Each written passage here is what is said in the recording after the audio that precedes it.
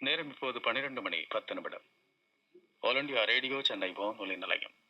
இப்போது ரஞ்சனி சிவகுமார் அவர்களின் பாட்டு இடம்பெற கேட்கலாம். எம் ஏ கிருஷ்ணசுவாமி அவர்கள் வயலின், ஆர் ரமேஷ் அவர்கள் மிருதங்கம்.